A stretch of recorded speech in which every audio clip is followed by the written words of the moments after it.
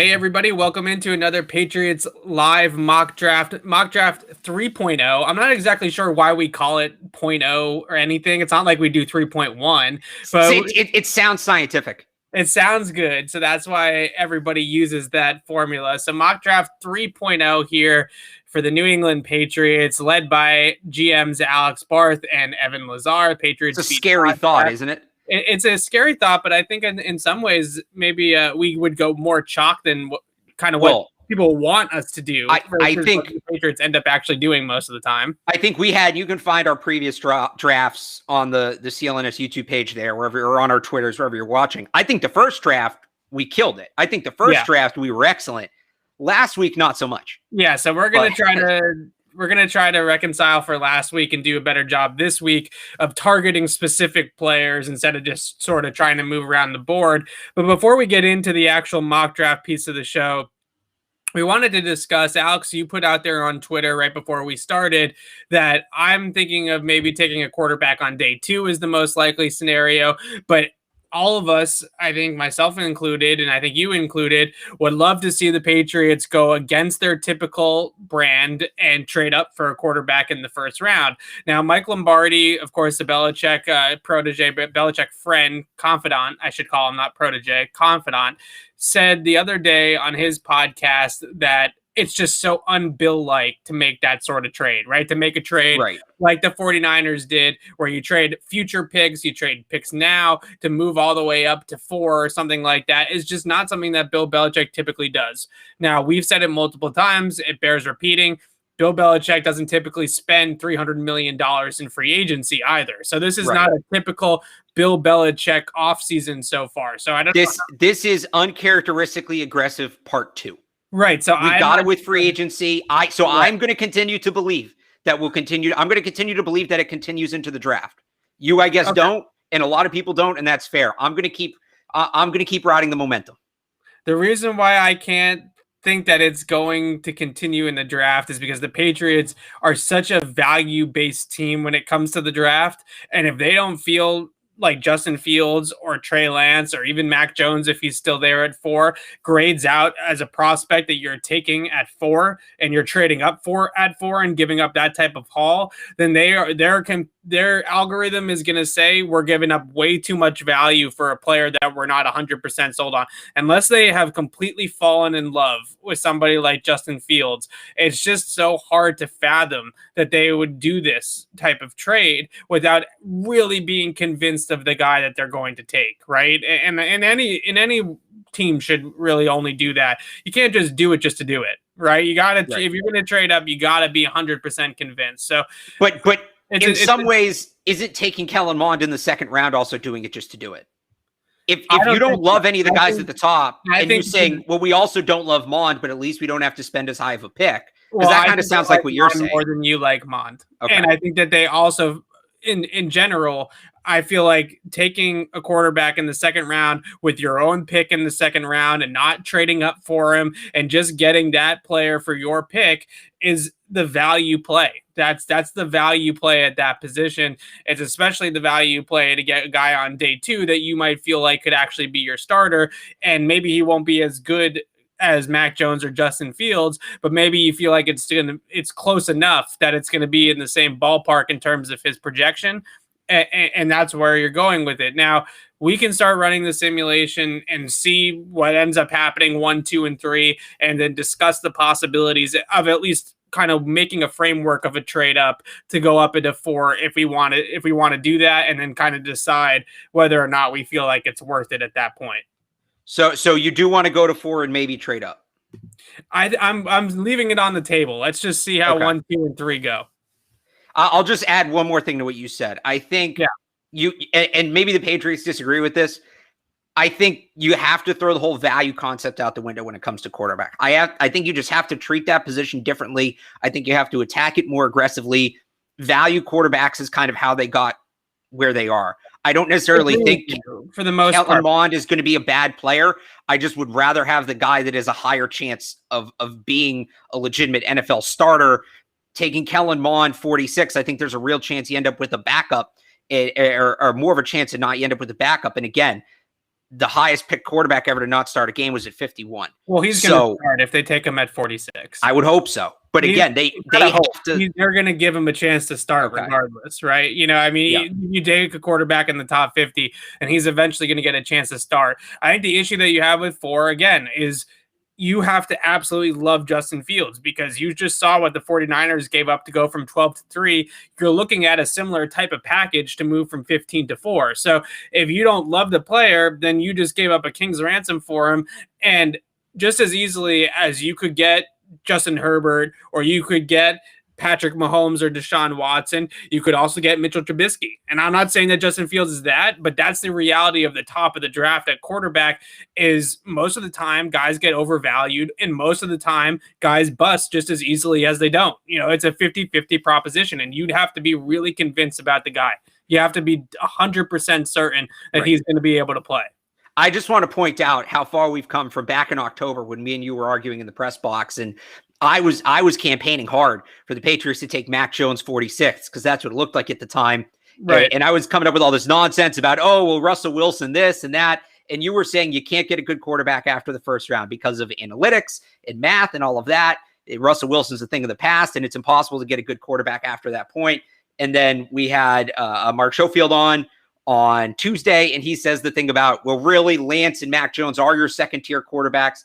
They've just been pushed further up, and that kind of maybe displays it where you get Kellen Mond as that third tier, but we've totally flipped from that. So let's just get into this draft. All right, let's do it. Let's see what happens the first 3 picks. A lot of people in the chat are already mad at me that we don't want to. It's not that I don't want to trade up to 4 for Justin Fields or a quarterback. It's I don't think that they're going to do it, right? I want to make that very clear. We're trying to be realistic here, and I just don't know how realistic that is. All right, so I'm assuming the simulator's programmed to interesting. So now the trade up is off the table, right? I'm not trading up to 4 for Mac Jones. I'm not doing it. Well, what about Trey Lance?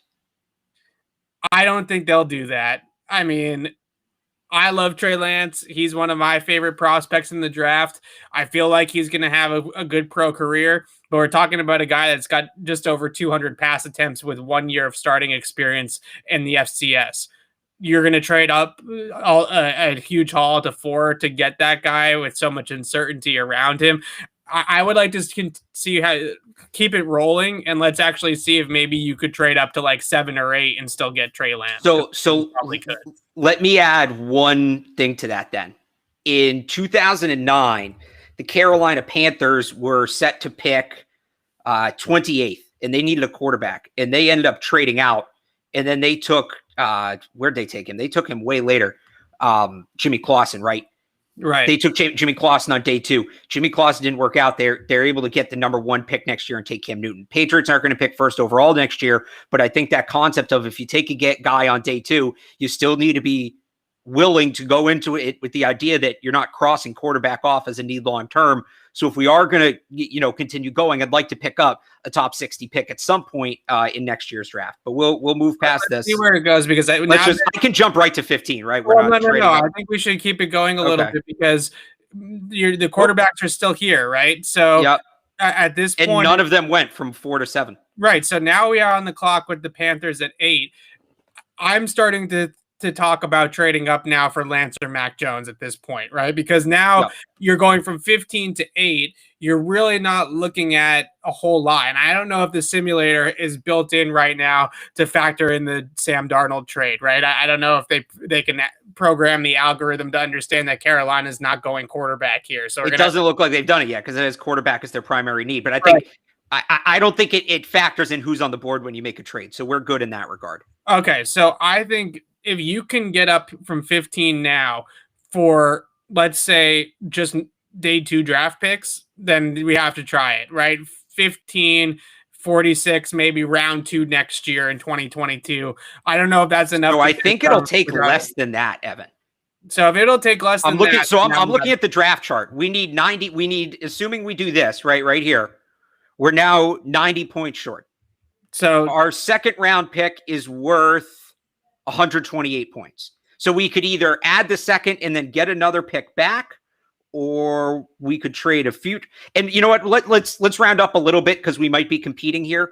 But we're 90 points short right now. Our second round pick is worth 128. Our next pick after that is worth 40. Okay, so let's try to keep 46. Okay. And see if we can do without 46, because I think we can. We have some things in mind that we want to do on day 2 in this. So let's try to keep 46. The question that I have now, and we got to make this trade to 8 because Denver is going to take a quarterback here now that both guys are still on the board. Let's try to make this trade happen without a first round pick in 2022 and see if we can maybe do it for a round 2 pick. That second round pick is worth half of 130. It's like 70, 65, right? 65. 65. So we're still 20-ish, 65 to 90s. So we still need another 25 points. So can we throw 120 in there? We can throw. Well, I'm going to throw on 122 because I have an idea for 120 in a little bit. They're both actually worth 25 on the chart. Okay, let's see if they'll do this. I still think we need to throw on something more because maybe we're competing with another team, right? We need to go a little over the chart. We can throw on a future. Knowing that Bill's picking up the phone right now, John Elway is picking up the phone too, to make sure he doesn't get jumped for his guy. So we'll give him like a future 5th, right? Because we have all the draft capital. Let's see if that goes through. Nope. So what if we turn that into a future 4th here? I have a feeling that it's going to be really tough to get this to accept without a future first round pick. Do you want to give up 96? Okay, we can give up 96 because we can always use those 4th round picks. There's a way. Let me see in my notes here. Yeah, there's still a way we can get back up into the top 100. Right. Nope. So they want that future first round. And I think we only have like one or two shots left at this. And the other problem I think that we're having 2 shots left is that Carolina is probably taking one of the quarterbacks with this pick in the simulator. So because they don't have that built in yet, that Sam Darnold is their quarterback next year. So that's a problem that we're running into with the software here. But I don't hate giving up the first round pick. Obviously, we'd have to take off all the other stuff and just give up the first. We just go right here. But the question is do we really feel that Mac Jones is worth this? Are we not taking Trey Lance here? I don't think the Patriots are going to take Trey Lance. We can take Trey Lance. We can do whatever we want. But to me, again, when you just sort of think of their old school boxes, he just doesn't check on enough of them. He's a player that has so much inexperience, and to trade a future first round pick for somebody that I just don't feel like they're going to have enough on to be sold on. You know what I mean? I just don't think there's enough tape, enough information for them to be 100% sold on a trade up for Trey. But I love Trey Lance, so we don't have to convince me to do it. It's more so about them. So we are still, this right now is a massive overpay. Yeah. On the chart. The only thing we could let it roll through Carolina, but I just feel like Denver's not going to trade out of that pick. That's right. The thing. And Mac Jones, we have to assume Denver's taking quarterback there, so we could try to trade up with Dallas or New York, maybe. Right. But I don't know if the Panthers take quarterback here, the simulator's not going to let us do it. Right. So then the other option is to fall back on our original plan of waiting for the quarterback till day 2. I still don't think. Hang on. Did we try that? Oh, we tried a lot more than this, right? Yes. What if we tried 46? Because again, I think we can move up and get another top 100 pick. Or wait, this. Okay. We can move up. We can get another top 100 pick. Yeah, this fits the chart. That's about the right price. Let's see if they'll take this. If they don't take it, it's because they really want us to keep this pick for a quarterback. Yeah, that might be what happens here. So are we? We have one more shot. Do we want to try? Just try this. Nope. And we're out of tries. They just hung up on us. Okay. Yeah. Well, and that kind of jumped. And they did take a quarterback right, and then Mac Jones went. Look, somebody's trading up there. The point is that I do actually feel like in that 8 or 9 range right there, we could get a Mac Jones or a Trey Lance trade up. Right now, this really killed us too because Micah Parsons went at 14, the pick right before us. Yeah. So that's a tough one to swallow too. So at this point, I kind of feel like we could take JC Horn again, like we did last week. We could trade back which I don't think is a terrible idea at this point either. So if again, we don't want to just do, go with JC Horn all over again like we did last week. This goes back to what I said. I think even if you're picking Kellen Mond, I think quarterback is still on the table next year now. So if we can trade this back and get a future asset, I'm all for that. All right, so let's try to do that. I feel like the biggest thing that we did kind of explain, though, here is that there is a path now that Carolina is not taking a quarterback at 8, but the Patriots could wait until, let's say, 7 or 8 and still get the 5th quarterback off the board, right? Yep. And that's definitely, I think, a trade that the simulator didn't let us do it because they're not factoring in Sam Darnold. But in the real world, we're factoring in Sam Darnold, and that trade with Detroit or that trade with Carolina is possible. So I think now we try to trade back maybe into the 20s, still get a guy on the defensive side of the ball that can help. And like you said, pick up an asset next year in order to, get that quarterback if we have to next year. So who might try to want a tackle or a corner here, I guess, is the question. I think Indy's definitely a possibility. I think Pittsburgh's a possibility. I mean, who are you looking at here? Do we want to try to just go down to 21?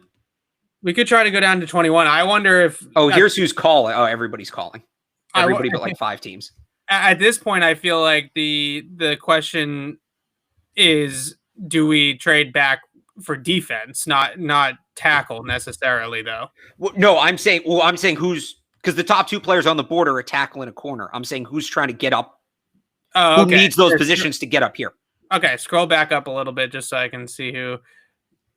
Okay. I mean, we want to trade far enough back that we can add a top 60 pick next year. So... Right. Maybe Arizona... But that's one spot. I mean, we're not...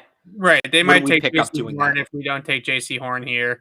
I think if we trade back to we can't trade to 23. So I think if we trade back to the 20, maybe with Chicago, or 22 with Tennessee, if they're calling. Vegas is what, 17? I don't know what the point of that is. We're probably not going to gain anything from that. So maybe Tennessee. Yep. So let's see here. Let's pull up the old chart. Tennessee's pick is worth 253. Ours is worth 310, so we can get 60 points. That's their next year's second. So we can do this according to the chart, and it's going to work. And I'm good with that. I'm good with that. You're picking up a top 60 pick next year. I think you need that. I mean, I'll get greedy. We might as well try, right? Sure. That's not going to happen. We're going to keep it realistic. If we were going unrealistic, I had a whole other trade we could have made. Let's try that. Boom. Okay. Future capital. I like that. I like that too. All right, so here we are at 22. Yep. So here's so they took Darisaw and then Horn went the next pick. Yep. Okay, and then Kyle Trask went, so he's off the board. Oh, okay. Jesus. All right. Just so for the record. All of this is totally fine with me, actually, how this has played out so far. I think the interesting guy right now, there's 2 schools of thought here, right? We could look at some of the defensive players. Zaven Collins is looking at me right in the face right now at 22. I think that's a really good value for him. End of the first round. Does everything they want him to do at the linebacker position. I don't care what PFF says about his ranking. I think he's a better player than that. Yep. The other option is Rashad Bateman, who, if they're going to go big at wide receiver, I don't know if they will. I've been saying all offseason that I would pass on wide receiver because of the depth of the class. Rashad Bateman is electric. He is a great route runner. He's great with the ball in his hands. He's a technician, but he's also got speed, and he's a very smooth athlete. He's an intriguing player. But to me, the guy that checks the most Patriots boxes, we did the trade down, so we're not taking him in the top 20, is Zaven Collins from Tulsa. You can convince me otherwise if you want. So I'm fine with Collins. My thing with Bateman is I feel like I think if the Patriots are going to take a wide receiver, it needs to be Julian Edelman type, replacement. I think that they're locked in on the outside for the next 2 years between Kendrick Bourne and Nelson Aguilar. And I know those contracts are a little weird, but they're basically 2-year deals. And then you have Jacoby Myers as well. I think if you go a little later, right, we both think Jacoby Myers is a very good player, but if they, his contract's going to be up in a couple of years, they generally don't pay for receivers. Go get that, slot receiver. There's a bunch of developmental slot receivers in this draft, right? So somebody mentions Elijah Moore, and I would go more over Bateman here if we're going to take a receiver. But again, there's a lot of receivers from that mold I like later in the draft. Right. This is not a great linebacker draft. So to go back to Zaven Collins, maybe like we could take Nick Bolton at 46 instead, but I don't know that outweighs, unless we go with a corner here, anything the Patriots particularly need. I would like to look at the tackles, because I think tackles definitely a need. I think it's definitely a direction they can go. I mean, Samuel Cosme, I think, would be a good fit. We have him on the board here. You don't? Not at 22. Not at 22. Do any of these tackles at 22? I mean, we took Tevin Jenkins at 31 last week. Tevin's the only one that I would be comfortable here at 22. I think Walker Little, Sam Cosme, both of those guys are very much developmental tackle prospects, guys that I think have some technique issues, especially Walker Little, who hasn't played a down of football in forever. So those two guys I think are more of upside, and I'll put Raduns in that category as well. Those three guys are upside guys. Tevin Jenkins is your already polished, ready to go, right tackle tomorrow type of player. So those are nice. I'm still sticking with Zaven Collins. Off the ball running, run defensibility, coverage, drop in coverage, rush the passer from the edge or inside as a blitzer, do all those things, wear all those hats, learn from Dante Hightower for a year before Hightower hangs them up, then replace Hightower long-term when Hightower is done. That's the way that I look at that pick, right? Is you're getting the guy the same way you get the tackle or a corner a year early. You're getting the linebacker a year early, knowing that you need to replace that skill set down the road. He has that cover, rush, play, run. Are we sure? I guess my question is, you're going to need a tackle next year, right? Yes. Are we sure you're going to need, like, maybe Dante Hightower has more than 1 year left? Maybe he does, but I want to get the guy in the building before Dante Hightower retires, because I want him to learn from Dante Hightower. There's also, I mean, and people are pointing out in the chat, Jabril Cox, Jamin Davis, like there's good linebackers. Not that there's not good tackles coming. They're not going to take Jabril Cox or Jamin Davis. I can tell you that right now. I just think they're going to need a tackle next year. Whatever happens. Need a tackle, but I think we can get a tackle. I think we're going to get a tackle on day 2 here. No problem.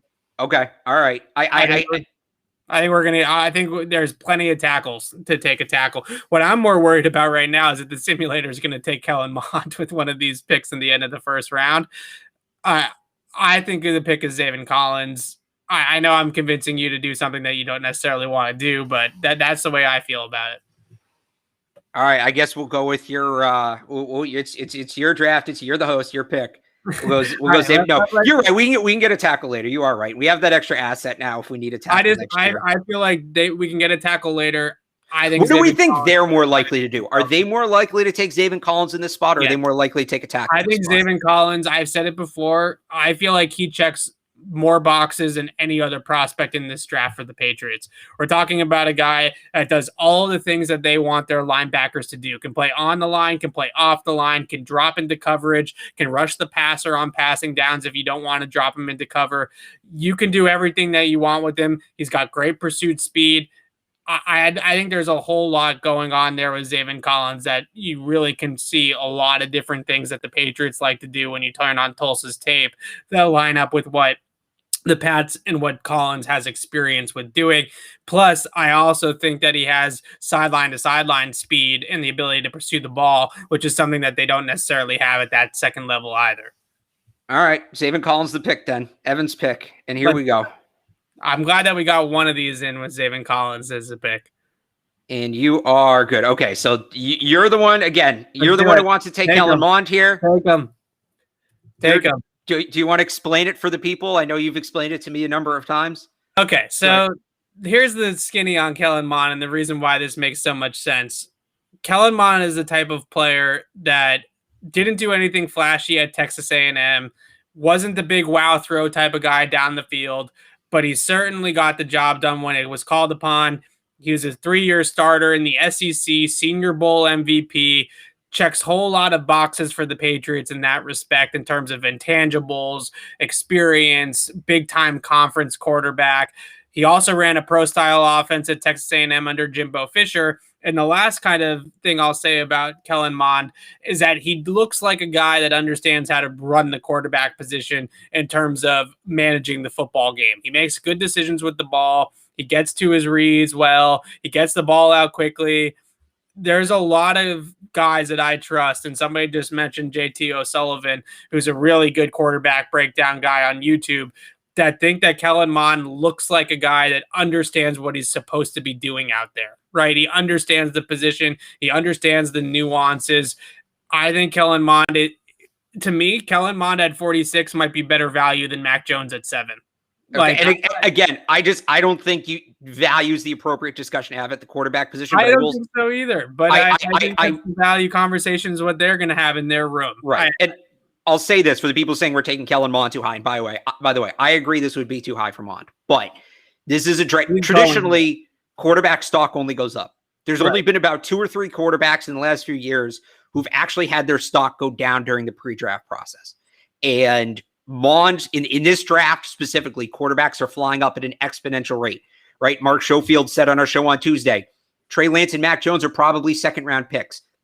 Kellen Mond's probably a 3rd or 4th round pick in your average draft. But if you want Kellen Mond, if this is the swing you're going to take, this is where you have to take it. And I'll say this, as much as I've kind of created the idea of settling on Kellen Mond, I'd much rather settle on Mond than Davis Mills or Jamie Newman or Shane Buechele. Do not put Ian Book's name in the chat. You will enrage me. Like Kellen, the intermediate quarterbacks, right? People normally fall in love with the day 2 quarterbacks in the draft, and that's where you get all excited about value. That was Lance and Jones. Those guys are gone. Mond is kind of in his own class now, I guess, with Kyle Trask. If you miss Mond, I think you miss. I think at that point you go, and I've said this, you go down to the 7th round, you take a shot on Felipe Franks. It's all the same. So that's the defense of taking Mond here. Is if you don't take him here, you're not going to get him, and he's so much better than anybody else. Stop. And I invited that on myself with Ian Books in the chat. Okay, so the other defense of Kellen Mond, though, just quickly, is who was he throwing to at Texas A&M? Like, seriously, like there was not another NFL wide receiver that he was throwing the football to. Yeah, that team was historically bad. And he played for 3 coaches in 4 years. Right. So it's a terrible supporting cast, a lot of system changes. And then he goes to his pro day, and I get it. Pro days are overrated. He's throwing against air, but you saw the arm talent at the pro day, right? This guy has a much better arm than people realize, I think. All right. And I truly feel like when you look at Kellen Mond, you see a guy, I'm not saying he's going to be this guy, but he has a Dak Prescott ceiling, right? As a player that underperformed a little bit in college, didn't have the best supporting cast or surrounding factors, but had the arm talent, just needed to work out some things mechanically, and then was going to be a really good quarterback in the league. And then you also add into those athleticism things and stuff like that. Now, the downside if Kellen Mond is, like you've said, is bust, right? He could bust. Right. Any quarterback could bust. But I feel like he has the makeup of a quarterback that could ascend in the NFL, throwing to Hunter Henry and Jonnu Smith and Nelson Aguilar and Jacoby Myers and maybe the receiver that we take at some point here on day 2. He's going to have to be throwing to much, much better players in a much better system in New England than what he was working with at Texas A&M for the most part. So I feel like he is the arrow's only pointing up right now for me with Kellen Mond. So here's why I would be okay with the Mond pick in this situation. First off, like I said, nobody else is really close. Second of all, we added this 2nd round pick, and I think we can add another 2nd round pick. And Mond's okay as long as you're not locking him in as the guy. Mond is okay as moving forward that long-term quarterback is still potentially in need unless he comes out and actually absolutely blows the doors off the place as a rookie. He could still potentially be a Jimmy Clausen type of guy. Right. So with those conditions, we're going to take Kellen Mond at 46. Yes. And then I'm going to pause it because there's a couple trades I want to make here. Yeah. So we do. So here's what. So I was fooling around with the draft chart earlier today. Actually, this might have been yesterday. They're all running together at this point. Quarantine needs to end. And I found this trade that works almost perfectly on the trade chart. Or actually, do this, and then we give up this, and this. Seems like a no-brainer to me. You need to consolidate picks. You pick up an extra top 100 selection. I like it. I wish we could get higher than 89, but I don't hate it. Because the way I look at it right now is we go wide receiver and then tackler corner with our 2 top 100 picks. So the other thing I was going to say is, do we trade 96? Now we can trade 96, pick up a future 2nd, and really be rolling next year when there's a clear board. Okay, so let's see what happens. Let's run it through a little bit here. I think the next pick that we go with I would like to target a wide receiver here if we can. So, and just to catch everybody up, so we took we traded down and we took who'd we take? Oh, Zaven Collins. The first pick in 22. And then we took Kellen Mond at 46, and then we traded up. We gave up 2 4th-round picks to move up to the end of the 3rd. Oh, there's a couple good Pats picks right there that went way before us. There's another one. I like James Hudson for them too. But so here's the wide receiver board right now. So we lost a lot of okay. All right. Now again, it does this weird thing with Amari Rodgers where it thinks PFF's board is wide receiver board is a little bit weird. All right. Yeah. Is Dwayne Eskridge off the board? I'm assuming he is. Unless they have him. He goes pretty early in this, I think. No, they have him all the way down here. Okay, so that's the pick. That's the guy that I'm interested in at this point because Phil Perry did a podcast with Dwayne Eskridge. He said that he has had conversations not only with the Patriots offensive coaches, but also Cam McCord, the Patriots special teams coordinator as well. I think he's a player that they view has 4-down potential, right? Whether it's as a returner in the kick game or covering kicks. He is somebody that is as explosive as any wide receiver prospect in this draft. So we talked about taking a wide receiver potentially up in the 1st round. You're getting a guy that I think has home run ability at this point in the draft, and Dwayne Eskridge just as easily. He's also somebody that plays out of the slot, but he's not as small as a Jalen Darden or as a Tutu Atwell from Louisville. He's a little bit of a bigger bodied prospect than that. He's thicker, right? He's got a nicer frame to him. So I really like Dwayne Eskridge here. I think they really like him too. And again, you want big playability. You want a guy that can literally score from anywhere. Then Dwayne Eskridge can literally score from anywhere. And we talked about Edelman's issue. Karen Grigian of the Herald reported today that Julian Edelman's probably not going to be able to play a full season next year if he plays at all. So here's your slot development guy for the future who can also contribute in special teams. That to check a whole lot of boxes to me. Most of what you just said about Dwayne Eskridge, though, I think applies to Jalen Darden. And the problem with Jalen Darden is that he's 5'8", 175 pounds. But you can put guys put on weight when they get to the NFL. But not when you're 5'8". Like you can put on weight when you're 6'1". Where's the weight going if you put it on Jalen Darden? Muscle. And is he going to get slower? He's not that muscular. I mean, he might, but at the same time, like you said, the footwork is, like you've seen, the footwork is so good with him, right? And just the innate ability to know where he's going after the catch. He might be a year away, but again, if he sits behind Jacoby Myers for a year, I think, again, you have that home run potential coming out, and he's a fantastic kick returner as well.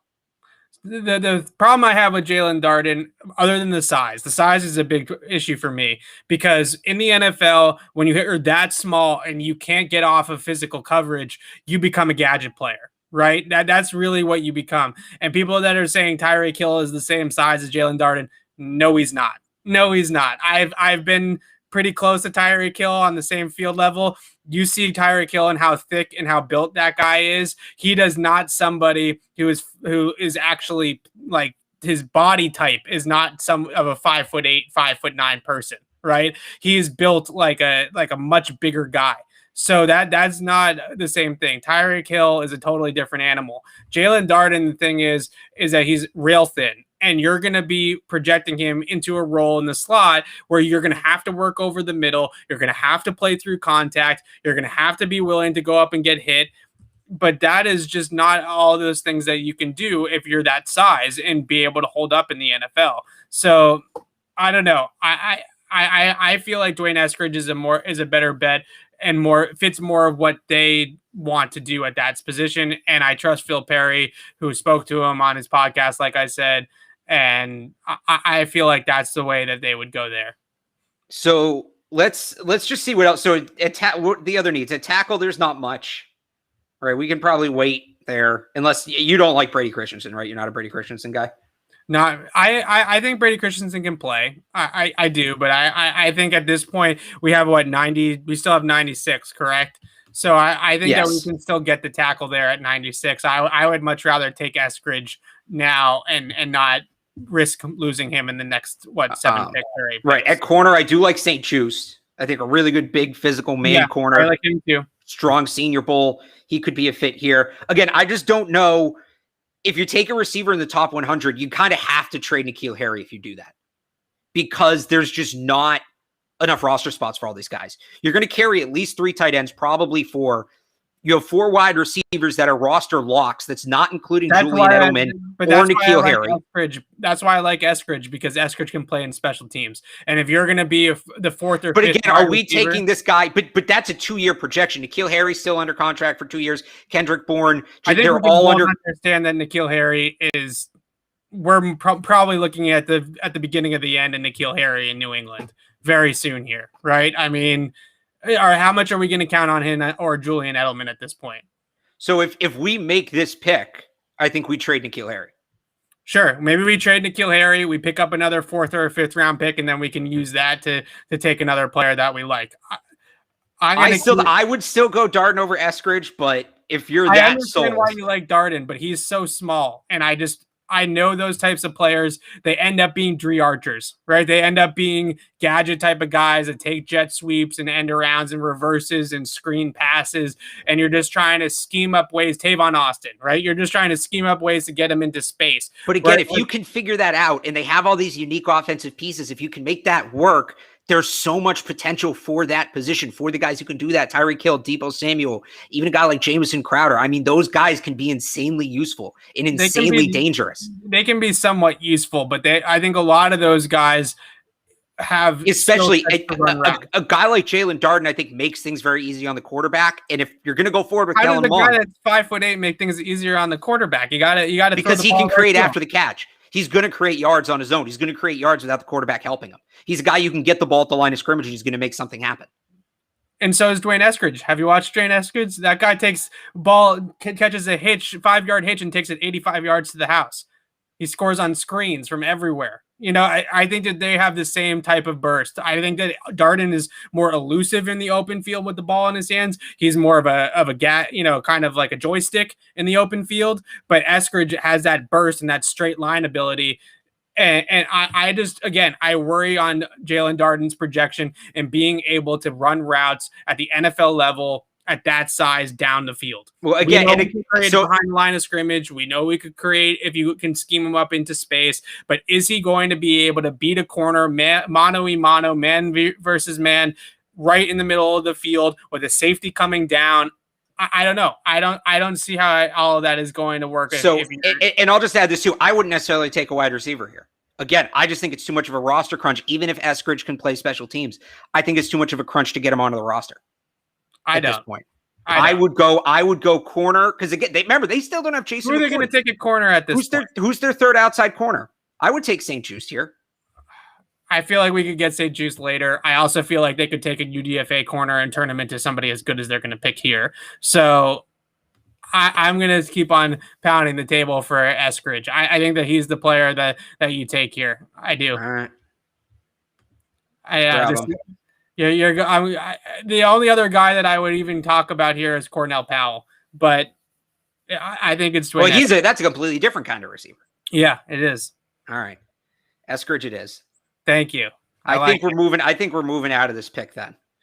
Well, let's see who's left on the tackle board. Is Jermaine Davis still on the board? That's hilarious. Yeah, PFF. I had him on the board in like the 6th round earlier today. Yeah, Jermaine Davis. Okay, so Brady Christensen's still here. So So this has to be a guy, because again, we're doing a lot of roster crunching here. We're committing to keeping 3 quarterbacks. We're committing to keeping a lot of linebackers by taking. Are we committing to 3 quarterbacks? Probably.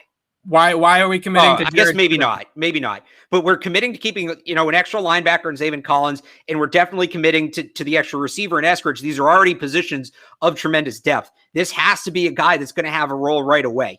I'm just not sure where the receiver depth necessarily is, though, Alex. Like, you have Jacoby Myers. It's not true depth. It's just a lot of bodies that you're not going to get rid of. The only guys that are locks.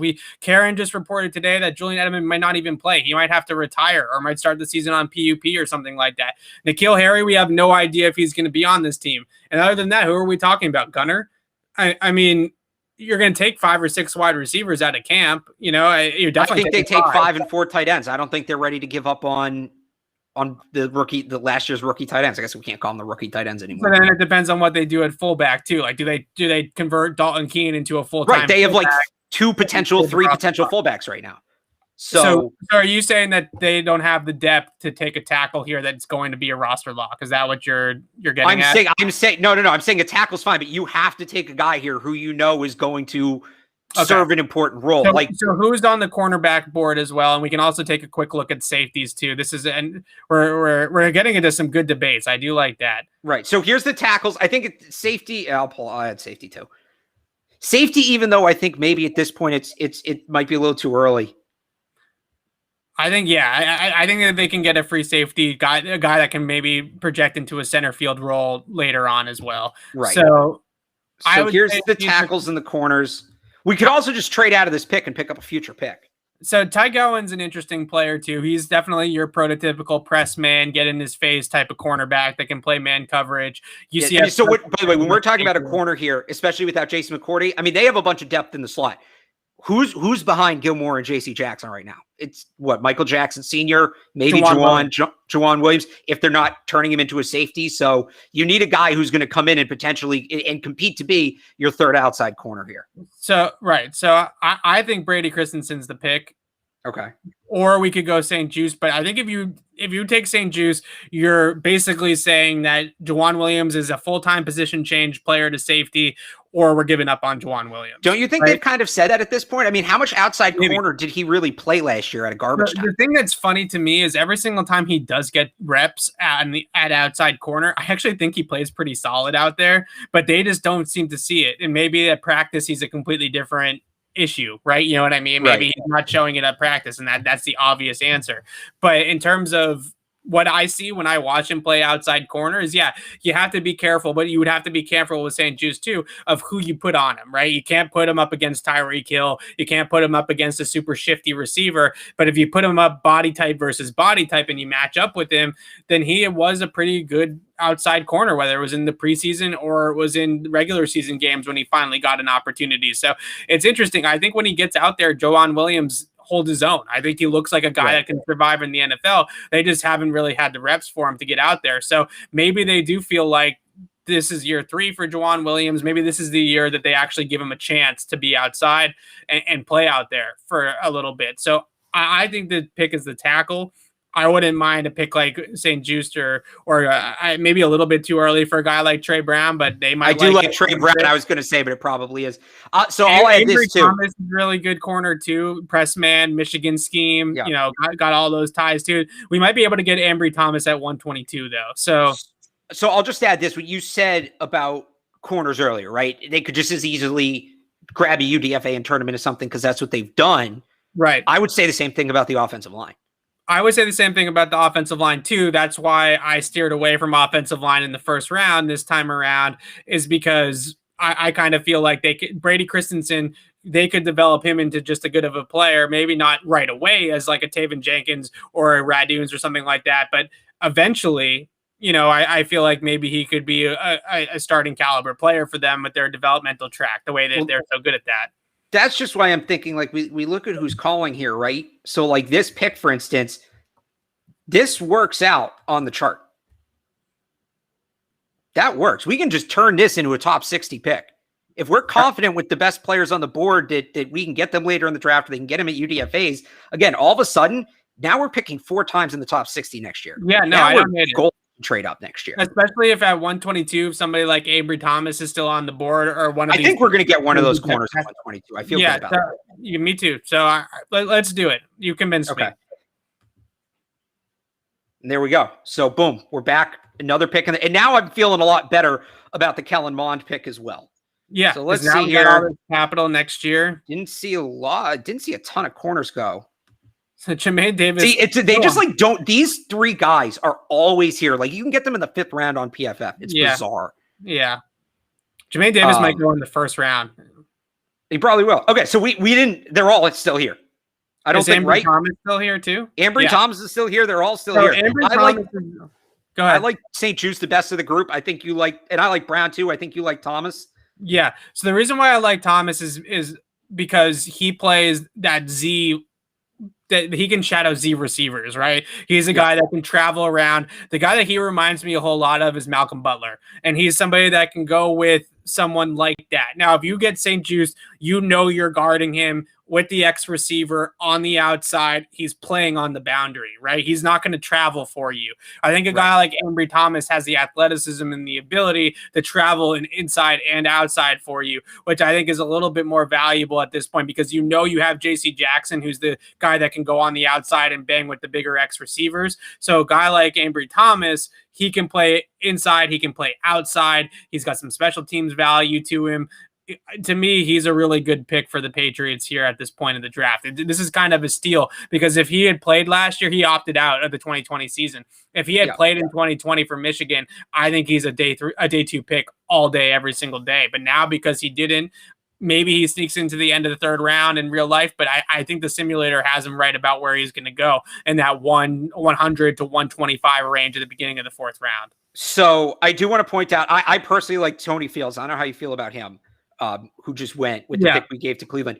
A pick, and you watched this guy, I think, today, a guy I really would have liked for the Patriots, and we just missed it. I'm fine that we trade out of that pick, but if he'd fallen a couple more spots, I would be locked into Caden Stearns right here.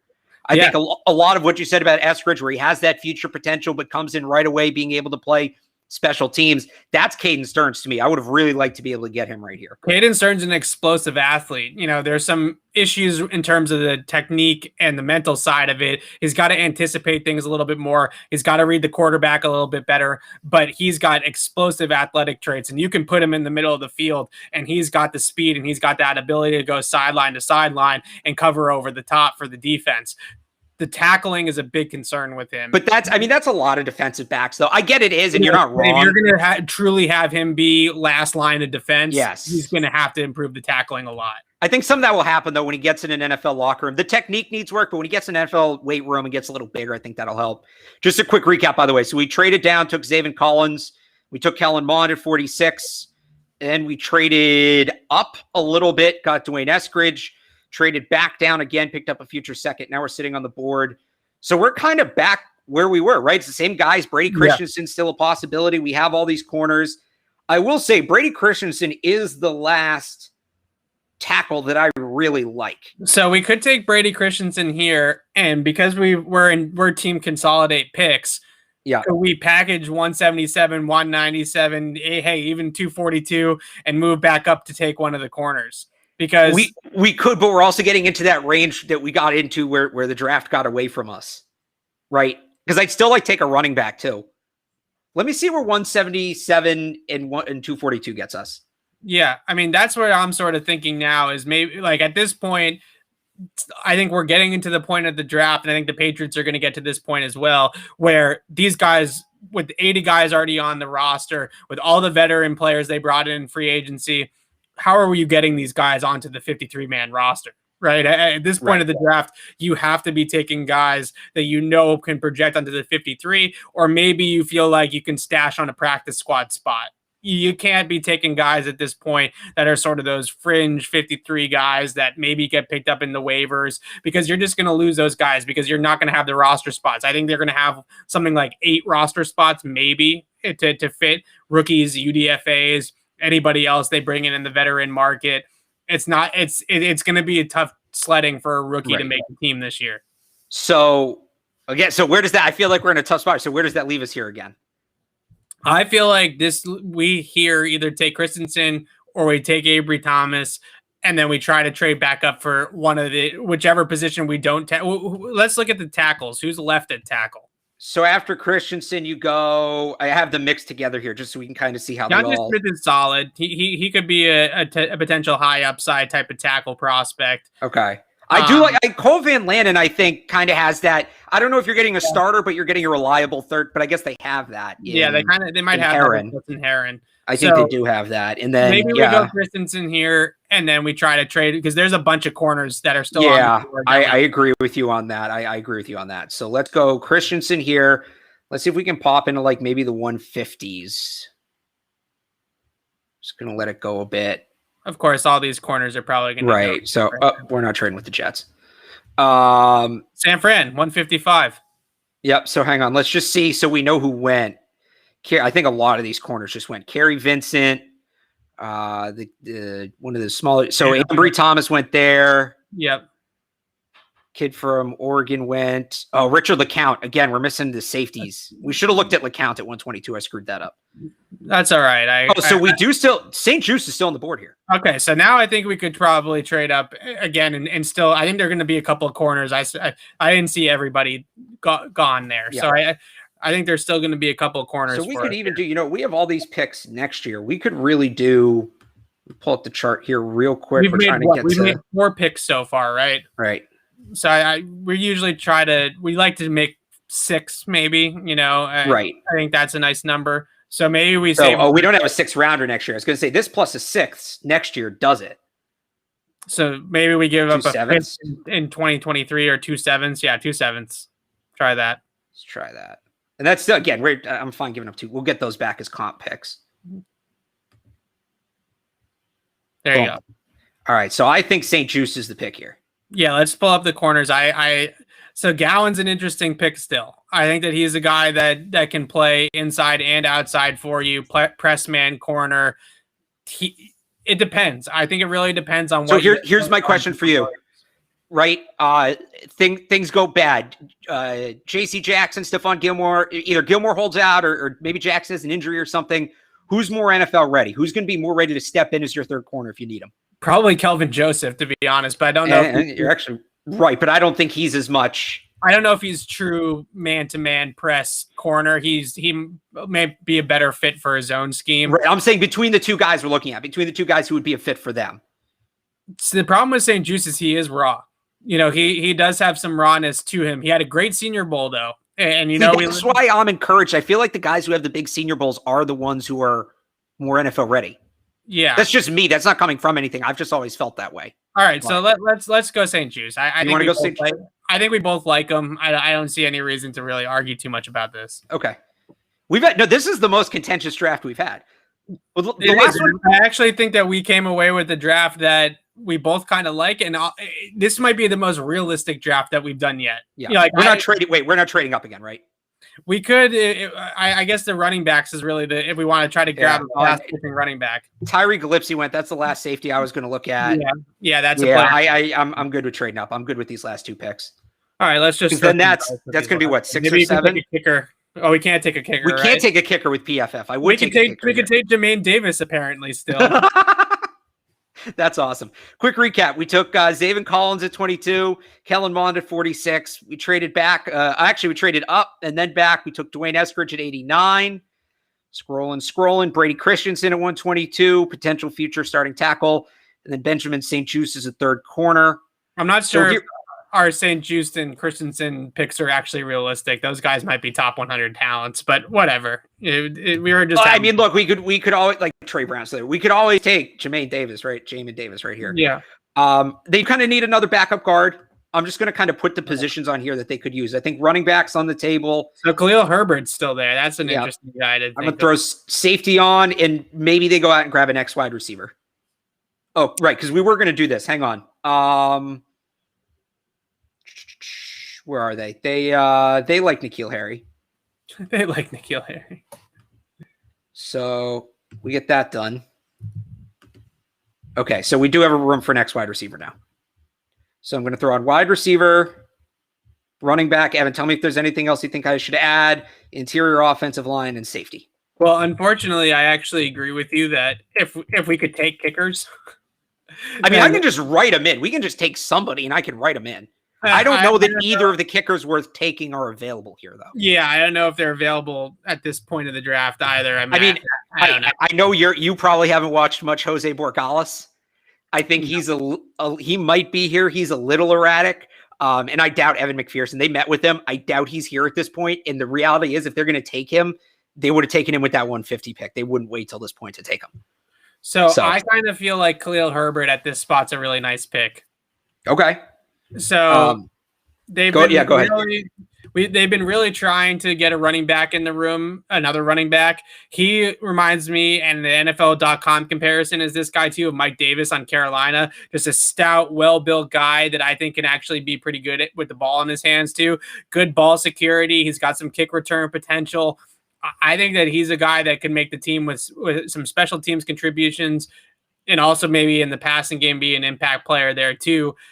I think he's a good pick here. I think this is a crazy steal if we're able to get him at 197. I think the build is different. Obviously, like the physical build, but in terms of the skill set, there is some Rex Burkhead in there. Tell me if you disagree with that. No, but yeah, I agree. I mean, I think that Khalil is a little bit thicker than Rex Burkhead is, which is a good thing. You know, I think that he's got real thick legs, and I think a lot of guys are going to bounce off of him trying to tackle. I guess what I'm trying to put out there is Rex Burkhead is the role we're trying to replace, right? I think people hear Khalil Herbert's this like big, thick runner, and it's not wrong, but they picture AJ Dillon or Leonard Fournette or a guy like that, right? Who's just a downhill back. He can catch the ball. He's very good at catching the ball. He's going to contribute in the passing game, and he can block too. That size, right? People talk about, the potential of JJ Taylor being the next pass catching back. He's not big enough to block some of these defensive ends or edge rushers. Khalil Herbert's going to put up a fight there. So I don't hate this pick. I just want to look at some of the other options. Dax Milne, they met with him, so that's why I mentioned him. I don't love him. We can get him as a UDFA. He's a UDFA type of talent. I do like Damar Hamlin, converted corner, playing deep safety for Pitt. There's some issues on tape, but everybody on Pitt's defense kind of has issues on tape to the point where you think it's just a coaching thing. I wonder if we can get Damar Hamlin at 242. I do too. I just want to scroll through who else. I mean, there's some other backs here. I like Darius Hutchinson as a guard. Yeah. But no, I agree with you. I think if we can, so here's my question. Herbert here is an absolute steal. Is it at least borderline realistic? Yeah. Okay.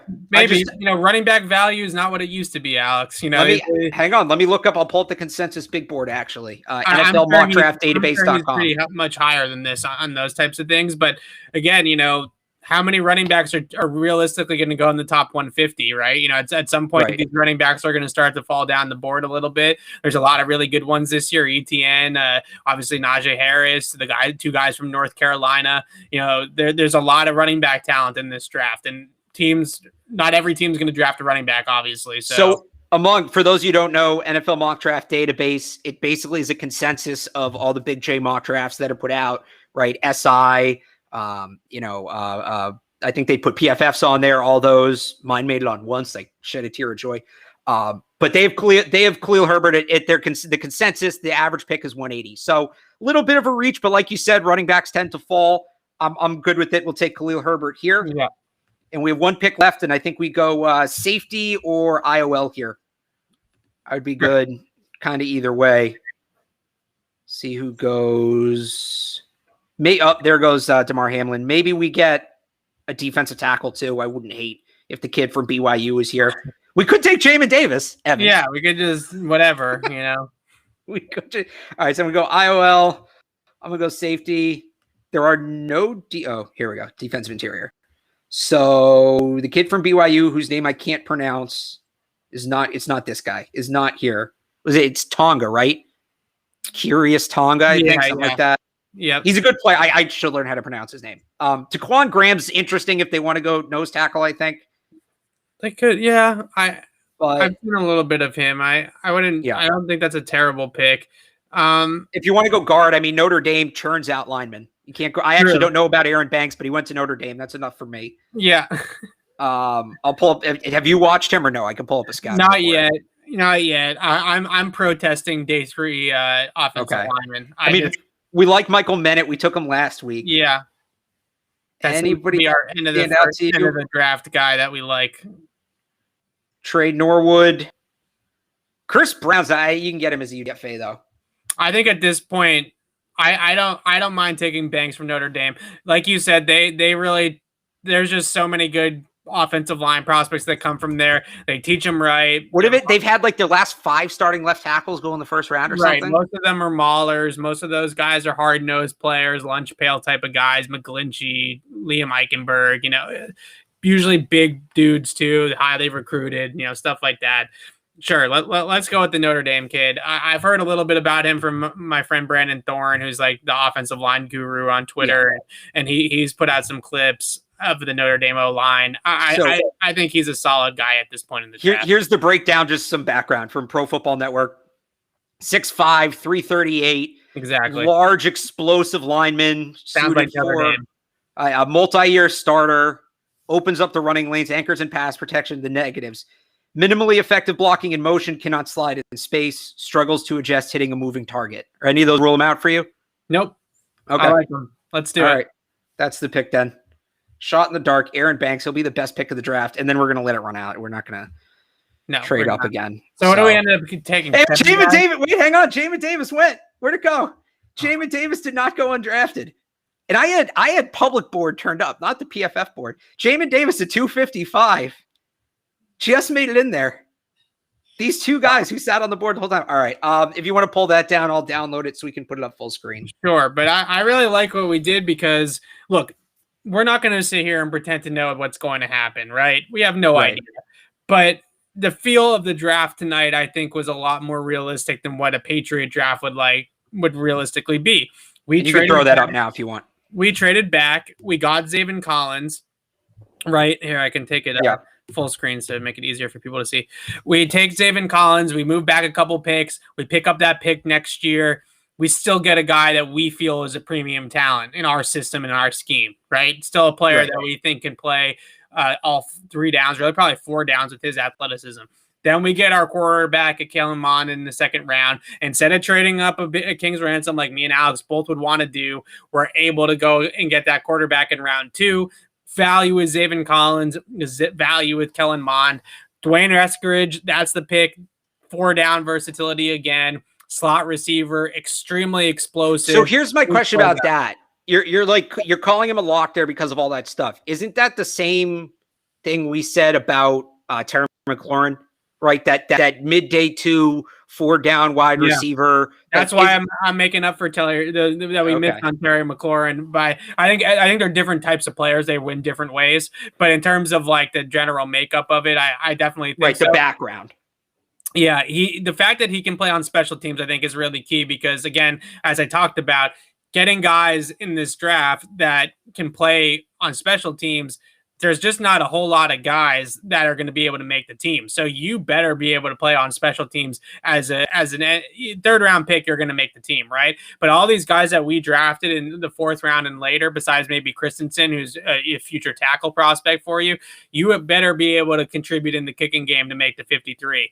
So Khalil Herbert is a guy that can play on special teams. Banks will probably play on, field goal protection or something like that, right? He could even, maybe you slide him to the practice squad. Because how many players did we come away with here? 3, 4, 5, 7. 7 players. And we opened up a roster spot trading N'Keal Harry too. So yeah, right. So Dwayne Eskridge, I think, is a really solid pick. I don't know. To me, last week we kind of went off the rails a little bit. 2 weeks ago, we did the trade up for Justin Fields. This week, I feel like this is the most realistic draft that we've hit, right? Where they didn't make the trade up for the quarterback. They still got the quarterback that they like on day 2. They got 2 guys at the top of the draft in Zaven Collins, Kellen Mond, and 3. I'll put Dwayne Eskridge in there, who I think are 3 Patriot type of players, 3 guys that have good value of where we got them. This just feels like a Patriot type of draft. And it also feels like a Patriot type of draft because besides Kellen Mond, we really didn't pick anybody that people in Patriot land kind of want. You know what I mean? Like, we didn't take Micah Parsons. We didn't take the Amari Rodgers or someone like that at wide receiver. We sort of went with their type of guys and guys that wouldn't necessarily be on the beaten path, right? Some people that are a little bit off the radar in some respects. So I don't know. I feel like we did pretty good here. Right. So I'm trying to find, I have the first one here. I'm trying to find the other one because it'd be interesting to see them side by side. I don't know if you can pull them up like that or if I can pull them up like that, but I think maybe you make them side by side on your screen. This draft, the first draft that we did was the Alex and Evan want to get a quarterback draft, right? Like that was we're going all up for the quarterback. But again, how realistic is that Bill Belichick's actually going to do that? Here, I'll pull this down when you're so people to make people. Thank you. Yes, I just accidentally pulled up a picture of me with a mustache. There you go.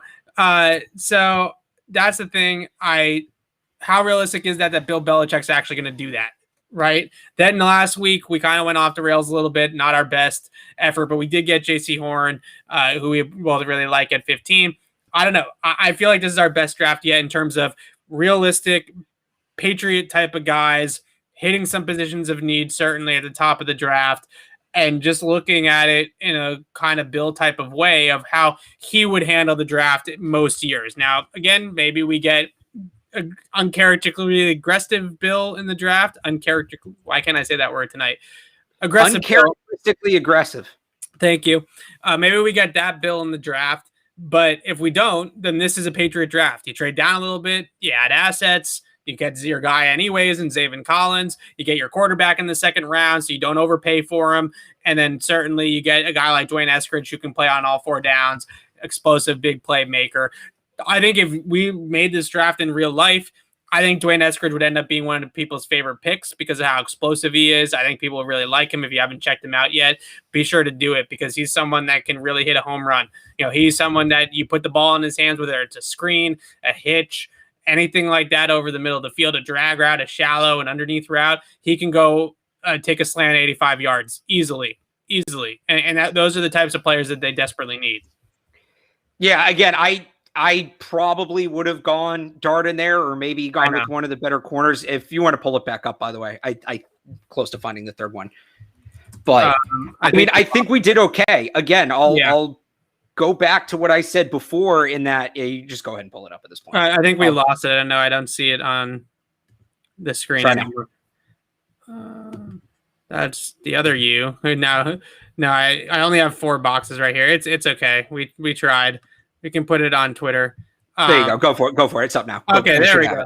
So there we go. Again, I'm pretty openly thrilled not thrilled with the Kellen Mond thing. I think you got to be aggressive. You can't look at value when it comes to quarterback. I'm not thrilled with the Kellen Mond thing either. Right. I would, and we try, but I would go up to 4, at least 7 and get Trey Lance or Mac Jones or Justin Fields, whoever it ends up being. I'd probably go Lance, Fields, Jones in that order if I could choose, but you won't get to choose. That's what happens when you're picking the 4th quarterback. Yeah, I wish that the simulator had factored in that Carolina wasn't taking quarterback there. That kind of screwed us in terms of the trade up. We did try to trade up. Right.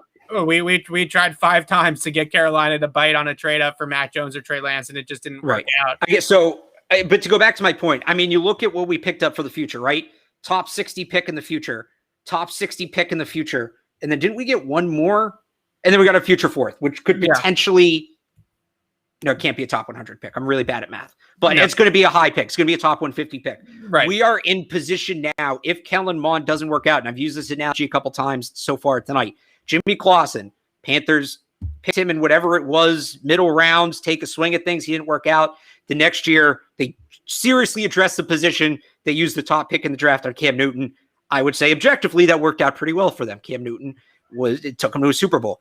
The Patriots aren't going to just get the 1st overall pick next year. They probably can't trade for it, but with so many teams investing heavily on quarterbacks this offseason, there's not going to be as much competition. You now have all these assets. Boom, you're going to be able to aggressively move up and go and try to get that guy. They'll have more assets next year based off this draft to move up than they did this year. And Evan, as you've said numerous times, the draft boards across the league suck this year just because there's not a ton of information. There were limited games. Well, that's why no combine. That's why I can't imagine that they would trade up for Trey Lance. Right. I love Trey Lance. I think he's a great player. I think he's going to work out in the league. He's got some technique things, some mechanical things that he's got to fix, but I think he can fix them. And I think he's a hard worker. I think he's going to work at it until he gets those things better. He threw, I think, 218 passes in 2019 in the FCS. The Patriots typically draft 4-year quarterbacks with over 800 pass attempts. Yes, they were uncharacteristically aggressive in free agency. That was completely outside of their realm. But again, to do that in the draft while they just did it in free agency, now we're talking about Bill going completely rogue, right? Bill going completely against what he believes in. If he drafts an FCS quarterback with 1 year of experience in a run-first offense, all of these things, and he just goes ahead and picks Trey Lance anyways, that's a different kind of Bill. And I just don't think we can predict that he would do something that completely out of the realm. So again, next year, with more information on the table, you're going to have 4 top 60 picks. You could end up with as many as 60 to as many as 6 top 150 picks. I just like the momentum heading into next year. And again, we consolidated picks overall. We netted 6? We added 6 players with the net because that bottom pick again is us trading N'Keal Harry. So I'm comfortable with this draft. I don't know if I'd walk away and be like, oh yeah, back on track, but they addressed a lot of spot. So I think me and you were talking earlier, right? And I think what a lot of people don't understand about just team building in general, this isn't a football thing. This applies to baseball, basketball, hockey. You can walk away with good players and still have a bad draft. Yeah. I don't want to say that they're walking. This is not quite the opposite, because it's not like they got bad players, but I don't know that we just went out and attacked talent. But I think, by the sum of its parts, overall, this is a good draft. That's why it's a Belichick draft, right? Well, except for the last couple of years, it's been good players, bad draft. That's what a Belichick draft used to be. This is good by the sum of its parts. Players, but not the players everybody else wants. Right? This is good players. This is Kyle Duggar, Josh Uche, Anthony Jennings, Devin Asiasi. This is good players, but not the guys that everybody wants. And that's Patriots. That's Bill. And whether you agree with it or not, that's typically what he does. Let me remind everybody again who was mad at us for passing on certain players. A mock draft is, maybe except for that first one we did, this one. A mock draft is not a wish list. Yeah. Oh, wait, that was the second one. I did find it. There's the second one. A mock draft is not a wish list. A mock draft is a prediction. So, right. Leave it at that. Yes. Let's leave it at that.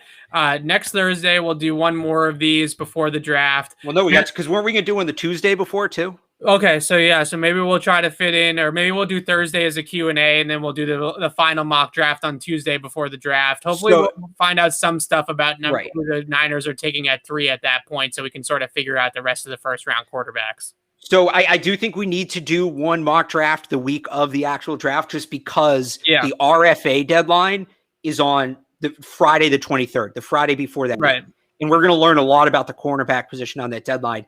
I will say for next week, I've been kind of pushing. I want to do maybe a rapid fire show where we do 4 or 5 different mock drafts and we put weird conditions on them, like only taking players from certain conferences, only trading down, like something like that. Maybe next week's the rapid fire week. Yeah, we could do that too. I do want to get a Q&A in there at some point, because I know people like that, and we can go that direction. Oh, wait, we still have, I'm misreading the weeks. We still have 2 weeks. We got plenty of time. Okay, so we'll get a Q&A in there. We'll get some more mock drafts in there. We do the Tuesday show, which is our normal formal podcast. I think that's that can be like Q&A-ish, right? Yeah, we can maybe do the Q&A on a Tuesday, and we'll figure that out. But again, here's our draft tonight. Just one last time, we'll pull it up on its own. I think we hit some good players here. I think this is feels very Patriot-like to get some guys that nobody else, a lot of Patriot fans, I think, look at this draft and say, oh, I would have taken Micah Parsons instead of Zaven Collins, or I would have not taken Kellen Mond there, and I would have taken Jamin Davis at 242. Right. Whatever. I would have preferred this receiver over Dwayne Eskridge. I know Alex wanted Jalen Darden instead, and I convinced him into Eskridge. I think that all these types of things are exactly why the Patriots are the Patriots. They always zig where everybody else zags.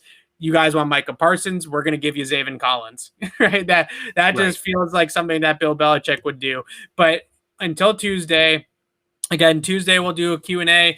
Thursday we'll do another mock draft. So be sure to subscribe to our YouTube channel, Patriots Press Pass. If you subscribe, you'll get notifications when we go live for these things, and you'll be able to follow us along with all these mock drafts and Q&As and all these types of things as well. But until then, signing off for Alex Barth, I'm Evan Lazar. Thanks for watching, everybody.